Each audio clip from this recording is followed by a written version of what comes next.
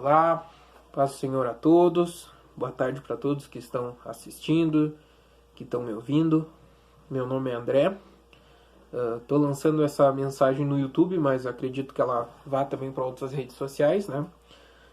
Resolvi gravar isso aqui nesse domingo de Páscoa, por uma palavra que ao longo dessa semana veio no meu coração e eu notei que devido à turbulência, à pandemia que está acontecendo, muitas pessoas se viram desesperadas, desanimadas, até mesmo os cristãos. Eu vi muito desânimo, muito desespero. E ao longo dos dias eu fui orando e me veio essa palavra no coração e foi uma palavra que me confortou muito. Então eu gostaria de compartilhar ela com vocês. Aí, você que está em casa, você que está talvez aproveitando com a tua família, que essa palavra sirva para trazer mais ânimo, esperança e até mesmo para quem talvez pense, não estou desanimado. Eu acho ela importante. Eu acho importante compartilhar porque isso vai fortalecer a tua fé. Então essa mensagem que eu vou trazer hoje, ela se divide em 3 partes. E eu gostaria de explicar cada parte com bastante detalhes para que fique bem entendido. E também estou aqui com a Bíblia do lado para que fique dentro do contexto bíblico. Que não seja eu falando, mas seja a própria Bíblia sendo revelada para todos nós. Então a primeira parte eu gostaria de falar um pouquinho sobre o meu entendimento bíblico, da onde a gente veio, o que a gente está fazendo aqui, para onde a gente vai, porque isso é uma pergunta que está muitas vezes, de certa forma, incomodando as pessoas, até mesmo para quem não é cristão e para quem é cristão também. Então é um questionamento que às vezes o próprio cristão fica, né? Entende ali que é filho de Deus, que está aqui nessa terra por um propósito, mas muitas vezes não entende por que esse propósito não se cumpre, por que demora, não sabe o que está acontecendo, vem os problemas, vem as lutas, as pessoas desanimam. E eu também, de certa forma, eu tinha essa dúvida, porque eu ficava pensando, ok, eu sou filho de Deus, eu me criei num lar cristão, mas por que eu nasci? Né? O que eu estou fazendo aqui? Por que eu tenho que passar por isso? Muita gente se pergunta isso. E à luz da Bíblia eu consegui trazer um entendimento que, de certa forma, me respondeu essas questões, e eu gostaria hoje, nessa primeira parte dessa mensagem, de compartilhar esse conhecimento com vocês, né? Então, de onde a gente veio? A resposta parece meio óbvia. Viemos dos céus. O que a gente está fazendo aqui? Cumprindo os propósitos de Deus. Para onde a gente vai? Para os céus. Mas, entrando em mais detalhes nessa questão de onde a gente veio, à luz da Bíblia, talvez choque alguns o que eu vou falar agora, mas eu procurando respostas, procurando códigos, porque a Bíblia ela é um livro de códigos. Ela é um livro que se tu ler do Gênesis ao Apocalipse, provavelmente é a primeira vez que tu vai ter muitas dúvidas, mas no contexto geral tu vai conseguir entender história por história, até que tu entenda a mensagem central da Bíblia, né? Que é Cristo morrendo, ressuscitando, nos salvando. Mas a Bíblia é um livro cheio de códigos, e se você quiser saber as respostas com mais detalhes, é necessário ler cada versículo com mais atenção, juntar a outros versículos que talvez não estejam em ordem, para que você tenha mais detalhes sobre qualquer dúvida que você tiver, né? E eu consigo entender a partir disso que a Bíblia ela tem quatro significados, cada versículo da Bíblia, que seria o físico, o espiritual, o literal e o simbólico. Então tem mensagens que ela contém, que serviu para um tempo e serve para os dias de hoje. Um exemplo muito claro disso, que muitos conhecem, é Cristo, quando ele falou sobre a volta dele. Então ele deu informações ali para os seus discípulos, que ele fala sobre o sacrilégio terrível, que seria sobre a destruição de Jerusalém. Mas ao mesmo tempo, muitas das coisas que ele falou servem para esse tempo do fim, onde ele está expressando que muitas das coisas que ele profetizou para Jerusalém, que ela foi destruída, depois que ele subiu aos céus, servem também para esse tempo do fim. E, entendendo a partir disso, então, eu procurei respostas dentro da Bíblia que tentassem me responder. De onde eu vim? O que eu fazia antes de estar nessa terra? Então eu consegui entender que a humanidade, na verdade, não nasceu no Jardim do Éden. Ela nasceu muito antes disso. Ela foi colocada no Jardim do Éden para passar por uma espécie de provação. Eu explico para vocês. No começo da era, Deus ele tinha os seus anjos, como ele tem até hoje, e era um corpo celeste completo, com bilhares e bilhares de seres, até que houve aquela rebelião nos céus que todo mundo conhece. E uma terça parte dos anjos se revoltou contra Deus, chefiada por Lúcifer, e houve essa batalha nos céus. Uma outra parte se manteve fiel a Deus e lutou contra Lúcifer e tirou a sua posição, né, o seu principado, tirou ele dos céus. E uma outra parte, ela ficou neutra. Por quê? Porque ela não soube qual lado tomar. Então ela não ficou, ela ficou em dúvida se ficava do lado de Deus ou se ficava do lado de Lúcifer. E por ela ter ficado neutra, isso foi um pecado. Mas Deus entendeu o quê? Que a parte que lutou contra ele, que foi rebelde, ela não tem volta. Porque ela não tem chance de arrependimento. Porém, Deus, por ser misericordioso, ele deu uma nova oportunidade para essa parte que ficou neutra. E eu vou provar aqui para vocês, mostrar, né, pelo menos o que corrobora essa minha visão de forma bíblica. E essa parte que ficou neutra, Deus deu uma nova oportunidade, fazendo o quê? Ela viesse para essa terra para passar por uma espécie de provação. Como? Com a memória desses seres apagada, eles seriam colocados então no jardim, né, como foi no Éden, e ao longo desse tempo, desse período que eles iam passar por provações, eles teriam que escolher o seu lado. Então Deus visitava-os todo dia no jardim, assim como depois continuou visitando os filhos deles, de Adão e Eva, né, no caso, como visitou os profetas, como visitou os reis, e como fala até hoje no nosso meio através dos profetas. Então Deus visitou, e ao mesmo tempo eles iam ter a parte do caos, que é Lúcifer, que também visitava-os, para eles serem postos em provação e decidirem qual lado iriam ficar, para saber se retornariam à sua antiga posição nos céus como anjos, ou se, enfim, seriam condenados junto com Lúcifer e os seus demônios. E onde que me vem esse tipo de resposta? Onde que eu consigo encontrar isso na Bíblia? Para responder a primeira parte, eu entendo que ali em Romanos 3, no versículo 23, Paulo alerta, porque todos pecaram e foram destituídos da glória de Deus. Para mim, essa é a primeira resposta, porque Paulo não diz assim, ó, todos têm chance de pecar, todos poderão pecar. Você, quem sabe um dia... Não, ele diz todos pecaram. Ele é bem claro que todos pecaram e foram destituídos da glória de Deus. Outra parte que eu consigo entender bem que nós éramos como anjos, porque o grupo dos seduceus, eles chegaram em Jesus para perguntar em Mateus 22:30 o que aconteceria, como seria dado os casamentos lá no céu. E aí Jesus disse que na era vindoura as pessoas não se casariam nem seriam dadas em casamento, mas elas seriam o quê? Como anjos no céu, ou seja, elas retornariam à sua antiga posição. Tem também no Apocalipse, o Apocalipse do 1, eu até vou abrir aqui para ler de forma literal. Apocalipse 1, do 19 ao 20, diz o seguinte, ó: escreva, pois, as coisas que você viu, tanto as presentes como as que acontecerão. Esse é o mistério das 7 estrelas que você viu em minha mão direita e dos 7 candelabros. As 7 estrelas são os anjos das 7 igrejas e os 7 candelabros são as 7 igrejas. Então, aqui no Apocalipse, quando Deus manda a carta às igrejas, ele não chama os pastores de pastores ou os responsáveis pelas aquelas igrejas de homens ou pastores ou profetas. Ele chama todos eles, os 7, de anjos. Então Deus não faz essa diferença entre homens e anjos, mas ele declara que eles são anjos. E também no Apocalipse, no capítulo 12, e no versículo 4, diz o seguinte, ó: sua cauda arrastou consigo um terço das estrelas dos céus, lançando-as na terra. Não diz que lançou no abismo, enfim, lançando-as na terra. Então deixa bem claro que, em primeiro lugar, houve essa grande rebelião, né? Uma parte foi condenada, Satanás e seus demônios. Uma parte ficou com Deus, se manteve fiel, santos anjos do Senhor, que hoje habitam com ele, são seus servos. E uma parte Deus deu uma nova oportunidade, que seriam os homens. Por isso que a gente está aqui, a gente não vive na terra para sempre. A gente está aqui por uma espécie de provação, para decidir até hoje qual lado a gente está. Por isso que na Bíblia, inclusive no Novo Testamento, Jesus deixa bem claro, Paulo também fala isso, que quem crê nele, for batizado, será salvo. Porque a salvação ela não vem por obras, não vem por eu ser uma pessoa boa ou por ser uma pessoa má. Porque ser uma pessoa má faz parte da minha natureza humana, pecaminosa. Mas se eu crer que Jesus é o Filho de Deus, por o fato de ter a minha fé, eu vou estar escolhendo o meu lado. Por quê? Porque eu vou admitir publicamente que ele é o Filho de Deus. Eu vou admitir publicamente de que lado eu estou. Eu não vou ter vergonha disso.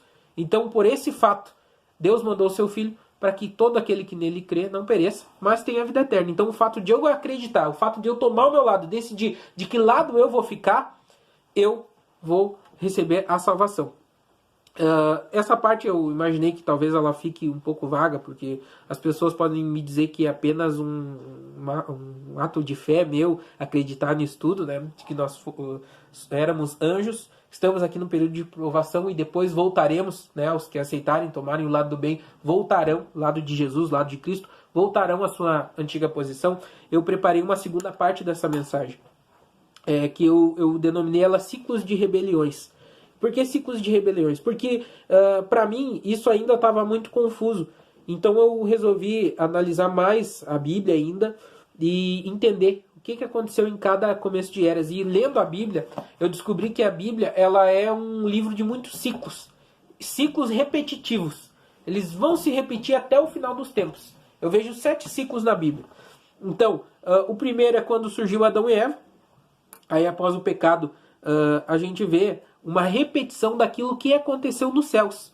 Então uma repetição desse ciclo celeste, da batalha que houve, da rebelião de Lúcifer, ele se repete. Porque a gente tem, depois de Adão e Eva, os filhos, Abel, que tinha decidido por Deus, Caim, que tinha decidido pelo mal e matou o seu irmão, e a gente tem Sete, a geração seguinte após Abel, que eu considero ela uma geração neutra, que ela poderia escolher tanto para o bem quanto para o mal. Claro que Sete escolheu pelo bem. E a partir de Noé, novamente eu vejo se iniciar uma nova era. E aí tem os filhos de Noé, Sem, Cã e Jafé.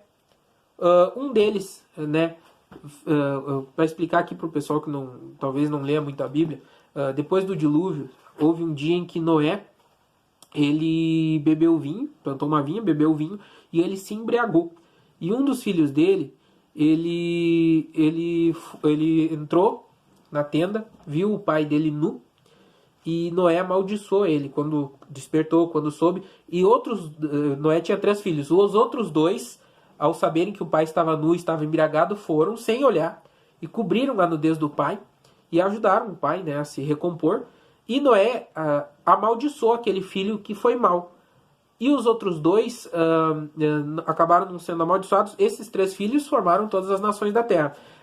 E eu vejo novamente acontecer esse ciclo repetitivo. Começou uma nova era, um dos filhos pendeu para o bem, para o mal, aliás, outro pendeu para o bem, e outro filho, eu consigo entender que ele tinha a opção de pender tanto para o bem quanto para o mal, mas ele optou por ajudar o seu irmão a fazer o bem, ou seja, ele tinha a opção, ele escolheu para o lado do bem.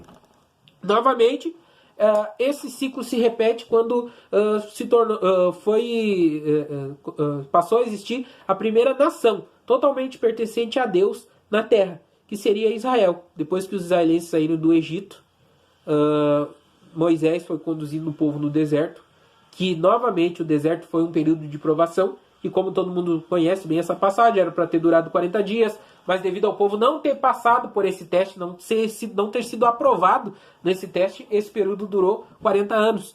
E nesse período de provação, novamente aconteceu esse ciclo repetitivo. Nós tivemos Moisés e Arão, que eram os escolhidos do Senhor, né? Nós tivemos o povo israelense, que deveria escolher o seu lado, por isso que muitos morreram no deserto, alguns, né, como Josué e Caleb, que escolheram o lado do bem, sobreviveram. E nós tivemos o grupo em rebelião, que foi Datã, Corá e Abirão, né, que foi um grupo que se rebelou, querendo o lugar do escolhido do Senhor. Olha como esse ciclo se repete, querendo tomar o trono, querendo tomar o poder.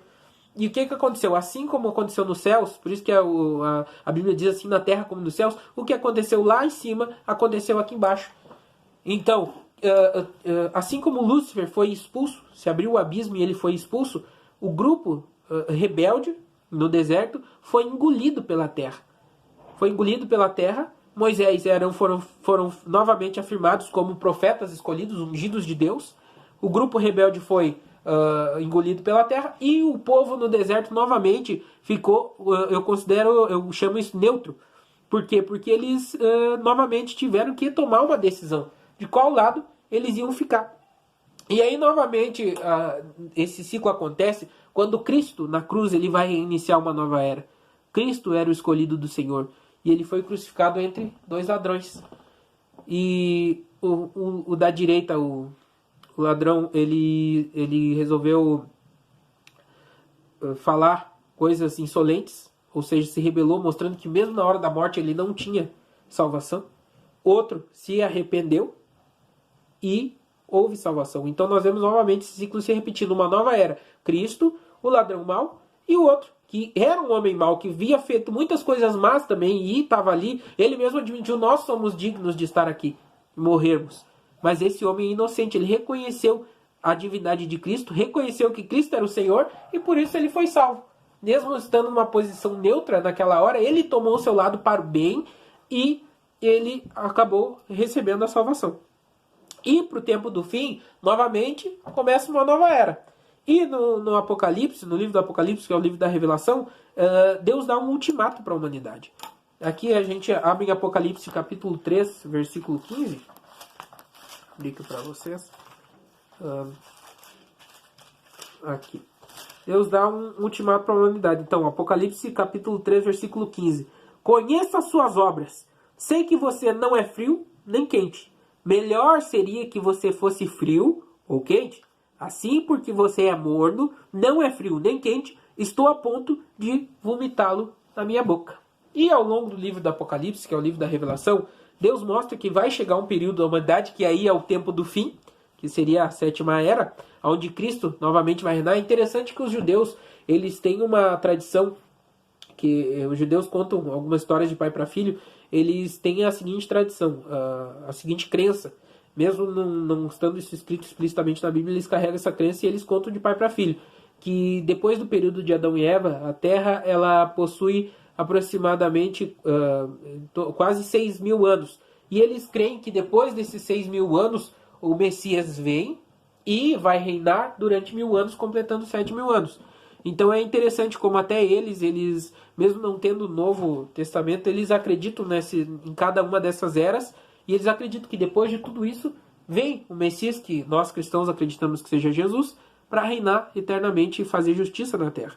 E ao longo do Apocalipse dá para ver que quando vier o filho da perdição, que seria o anticristo, ele vai causar um terror na terra, ele vai governar o mundo, e ao mesmo tempo Deus vai mandar primeiro os 144 mil, que vão pregar para a humanidade, que serão cheios do Espírito Santo de Deus. Depois Deus vai mandar 3 anjos que vão pregar o evangelho eterno, até mesmo onde tiverem ambientes fechados, onde tiverem ditaduras, todo mundo no tempo do fim vai ouvir a palavra. Por quê? Porque no tempo do fim vai acabar aquilo que Deus fala em Apocalipse 3 e 15. Deus está a ponto de vomitar da boca. Então, nesse tempo do fim, todo mundo vai ter que tomar uma decisão. Não vai mais ter um muro. Ou você aceita a marca da besta, aceita o governo do anticristo, ou você se torna um mártir e morre por Cristo. Então as pessoas vão ser obrigadas a tomarem uma decisão no tempo do fim, porque no Apocalipse Deus dá esse ultimato, Deus dá esse basta. Vai encerrar o tempo dos mornos. Nem frio, nem quente, não serão mais aceitos. Ele está a ponto de vomitar da boca, terão que aceitar. E aí eu chego na parte final dessa mensagem, que seria a parte 3. Com tudo que está acontecendo, com essa pandemia, as pessoas, às vezes a gente nem quer ficar preocupado, mas liga o jornal, vê muita coisa ruim sendo falada, vê muita coisa ruim acontecer, muita gente morrendo. E eu tentei entender um pouco o que está acontecendo. Se já era o tempo do fim, se não era o tempo do fim. Tentar entender à luz da Bíblia o que significa tudo que está acontecendo agora. E veio ao meu coração o seguinte, que o que está acontecendo agora, essa é chamada uma praga, uma pandemia, ela é semelhante ao que aconteceu lá no Egito. O que aconteceu com o povo hebreu. Das 10 pragas do Egito. Porque o mundo hoje está cercado de faraós. O que seriam esses faraós? Pessoas que buscam o poder a qualquer preço. Então eles estão no ramo empresarial, eles estão no governo, eles estão na mídia, eles estão no meio jurídico, onde há muita corrupção. Em todos os lugares a gente vê pessoas tentando tomar o poder, ditadores, sanguinários, pessoas terríveis, que são faraós sobre essa terra, que exercem poder, que exercem uma espécie, não de respeito, mas de temor. Assim como foi no tempo do Egito, onde o Egito era um império, onde o faraó escravizou o povo de Deus, o povo judeu, o povo hebreu. E eu entendo que, a partir disso, que as pragas que atingiram naquela era são as mesmas pragas que virão no tempo do fim. E como é que eu vejo isso? No começo, até quando me veio isso no meu coração, eu fiquei meio em dúvida, mas como que pode parecer, né? Enfim, não se é no mesmo teor. E aí eu fui entender que a primeira praga do Egito foi as águas que se tornaram sangue. E o livro do Apocalipse diz que compara os povos às muitas águas. Então os povos, no geral, são chamados de águas. E com essa pandemia, com esse mal que atingiu, muita gente morreu. Ou seja, essas águas, elas se tornaram sangue. E o que seria a segunda praga? A segunda praga são das rãs. Que as rãs invadiram o Egito, encheram as casas dos egípcios, encheram os rios, depois que morreram, causaram um mau cheiro. O que eu entendo por essas rãs? É as porcarias que entram hoje dentro da casa das pessoas. As pessoas dizem, mas eu não deixo nada entrar, mas deixa.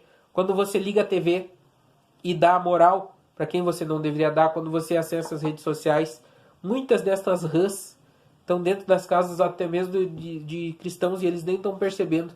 Está se enchendo de todo esse mal, de todo esse mau cheiro. As pessoas não cuidam mais da educação dos filhos, não ensinam as crianças a estar no caminho de Deus. É algo terrível. E muitas vezes as pessoas nem se apercebem disso, mas essa praga já está em curso, ela já está acontecendo. E aí depois, ao longo das pragas, a gente vê piolhos, moscas, morte de rebanhos, ou seja, atacando a área financeira das pessoas. A gente vê feridas purulentas, aumento de doenças, de enfermidades, granizos, que se refere à economia, gafanhotos atacando as plantações, se refere à economia. A gente sabe que está prestes a acontecer uma grande crise no mundo. Depois disso, a gente já está no nosso bolso, na nossa casa, a gente já sente o efeito disso. E depois vem a escuridão e por fim a morte. O que seria a espécie da escuridão? Os hebreus, as pessoas, no tempo que o Egito foi atingido pela praga da escuridão, elas tinham que ficar dentro de suas casas. Isso já está acontecendo de certa forma hoje. E o que seria a escuridão também? A perda do caminho. Hoje as pessoas levantaram deuses para si, distorcem a palavra, seguem aquilo que elas mesmas querem, muitas coisas fúteis. Como, por exemplo, nas redes sociais, a gente vê nascer novas redes agora que são coisas extremamente fúteis, ou seja, que causam uma escuridão. Não é possível mais enxergar o caminho da sensatez, o caminho da luz, somente escuridão. Entende? A gente ainda tem a nossa lâmpada, a nossa lamparina, mas a escuridão tem tomado conta do mundo. Ela tem tomado conta do mundo. É algo terrível. Porque as pessoas não se interessam mais pelo conhecimento, pela sabedoria, por buscar coisas boas. A escuridão já tomou conta delas. E por fim, a morte. Coisa que a gente já está acontecendo também. Tudo ao mesmo tempo. Tempo do fim. Está tendo morte, está tendo enfermidades, está tendo essa praga, está tendo a perda do valor econômico, as pessoas sofrendo na sua casa. Enfim. E ao mesmo tempo eu queria entender o que o cristão poderia fazer nesse tempo. Eu pensei, eu até orei bastante, falei, Deus, é algo terrível que está acontecendo nesse tempo. Eu até esperava não ver isso, achava que talvez a minha geração não fosse ver isso acontecer. Talvez fosse daqui 30, 40 anos. Muita gente também que está vendo essa mensagem pensava assim. E Deus me tocou que Ele me falou o seguinte: quando aconteceu essas coisas no Egito, procura na Bíblia, procura na palavra, se algum hebreu se entristeceu, se algum hebreu chorou ou se desesperou. Deus disse que não, porque Deus falava com eles por meio do seu profeta Moisés. E quando aconteceu isso, os hebreus eles não se entristeceram, mas pelo contrário, eles começaram a se alegrar, porque eles sabiam que estava perto a sua redenção. Eles sabiam que estava perto a terra prometida. Eles sabiam que ao fim dessas pragas, eles caminhariam livres, eles caminhariam com bens, com valores, eles caminhariam em festa, celebrando, porque eles sabiam que a partir do fim daquele período, quando caísse o faraó e seu império, eles teriam a liberdade, eles iam caminhar para a terra prometida. E hoje acontece a mesma coisa. Deus não quer que a gente se entristeça, pelo contrário, assim como ele fala também no Novo Testamento, quando vierem acontecer essas coisas, se alegrem, porque está chegando perto a vossa redenção. É para se alegrar. Por mais terrível que seja o cenário, é para se alegrar, porque a gente está prestes a ser liberto do jugo da escravidão, do jugo do pecado, do jugo de Satanás. Mais um pouco de tempo. Eu sei que ainda se levantará esse faraó, que todo cristão conhece bem essa palavra, se levantará esse faraó para tentar nos afogar em meio ao mar. Mas Deus mostra que ele vai abrir vai abrir as águas, e o faraó e seu exército no tempo do fim serão mortos, e nós celebraremos do outro lado, vamos cantar e vamos rumar à terra prometida. Nada vai impedir isso. E eu sei que muita gente está preocupada, e aqui na própria palavra eu entendo que antes da última praga, que é a morte dos primogênitos, os israelenses eles pararam o seu trabalho e eles começaram a se preparar para ir para a terra prometida, mas antes eles comeram o pão de dores, que seria a data de hoje, a Páscoa, a Pessach, que os judeus falam. Eles tiveram que comer o pão de dores. E eu entendo que muitos cristãos hoje, nessa Pessach, estão comendo esse pão de dores, estão sentindo nas suas finanças, estão sentindo na sua família. Mas não se preocupe, é essa palavra que eu quero deixar para vocês não se preocuparem. Por quê? Porque depois do pão de dores vai haver o dia seguinte. E quando haver o dia seguinte, os egípcios vão ter que te entregar tudo aquilo que eles conseguiram por meio da tua escravidão. E tu vai ser livre. Você vai ser livre. Você vai caminhar rumo à terra prometida. É isso que nós, como cristãos, é essa esperança que nós temos. Que um dia o nosso rei venha e nos carregue até a terra prometida, onde não haverá mais choro, nem pranto, nem dor. Então é necessário todos nós comermos esse pão de dores agora. Mas esse pão não é para nossa morte. Esse pão é apenas para lembrarmos de onde viemos, o que estamos fazendo aqui e para onde a gente vai. Um dia nós vamos para a terra prometida, nós vamos pisar lá. Mas que a gente entenda as lições que foram passadas naquele deserto e a gente não se rebele contra o Senhor. A gente não se rebele contra o Senhor, a gente entenda que é um período, que o deserto é só um período, que o pão de dores é apenas um período, é para lembrar aonde a gente veio, é para lembrar o que a gente está fazendo aqui e é para lembrar que está muito prestes a nossa redenção, a gente está prestes a ir para a terra prometida. Então talvez você não veja nem mesmo sentido para a tua vida, você não tenha entendido nada disso. Um dia nós estivemos com Deus, um dia a dúvida entrou no nosso coração. Mas aqui a gente está para não ter mais dúvida, ter certeza que um dia Ele voltará, que Ele é o Filho de Deus e que nós vamos descansar com Ele. Que nós voltaremos à nossa posição antiga, de eterna alegria. Isso é só um período, isso é só um tempo. Não se preocupe com a sua própria vida, entenda que isso é só um tempo. Que esse ciclo repetitivo de neutralidade, de derrotas ou de vitórias, ele está para encerrar, está para chegar um novo período, onde a gente vai voltar a nossa posição antiga, a qual a gente vai viver, reinar com o Senhor e vamos viver de vitória em vitória. Então está chegando o tempo da terra prometida. Eu deixo essa palavra para vocês. O tempo da terra prometida está chegando. Não se preocupe, não se turbe o vosso coração, credes em Deus, credes em mim. Ele prometeu que Ele ia preparar muitas moradas para nós. Não vai faltar para você também. A terra prometida é sua por direito. Cristo, assim como Abraão deu dízimo para Melquisedeque por Israel, quem é cristão entende muito bem o que eu estou falando, Cristo, Ele pagou com seu sangue um preço alto para que a gente possa retornar para Jerusalém, para que a gente possa retornar para Nova Canaã e para que a gente possa reinar com Ele. Vivemos como reis, como deuses, né? Como diz Davi, todos vocês são deuses, vocês são filhos do Altíssimo. Então tome a sua posição, lembre-se de onde você veio. Lembre-se o que você está fazendo aqui e para onde você vai. Você tem direito à terra prometida. Coma o pão de dores, mas não murmure. Apenas se alegre. Porque está chegando o tempo da gente ver os nossos inimigos caírem em meio ao mar, ver esse império de Satanás acabar, ver ele se afogar nessas águas. E o Senhor nos dá vitória e a gente celebrar do outro lado. E a gente caminhar sem murmurar, sem reclamar, sem olhar para trás. Celebrarmos a terra prometida. Essa palavra que eu gostaria de deixar para vocês. Eu não sei aonde esse vídeo vai ir, mas eu autorizo todo mundo que quiser compartilhar, a utilizar isso aonde queira, onde bem entender. E essa palavra que estava no meu coração, eu não podia guardar isso para mim, porque eu vejo muitas pessoas ainda, né, cultivando essa tristeza. É hora de parar, é hora de se alegrar, porque está chegando a nossa redenção, tá? Fiquem com essa palavra, Deus abençoe todos vocês. Vou estar sempre orando aí para os meus familiares que estão vendo isso, para os meus amigos, que Deus abençoe a todos. Tenha uma excelente Páscoa e lembre o sentido da Páscoa. Ele morreu, ele pagou aquele preço, ele comprou a morada. Você tem direito à terra prometida. Se alegre, porque a tua redenção está chegando. Deus abençoe a todos, em nome de Jesus.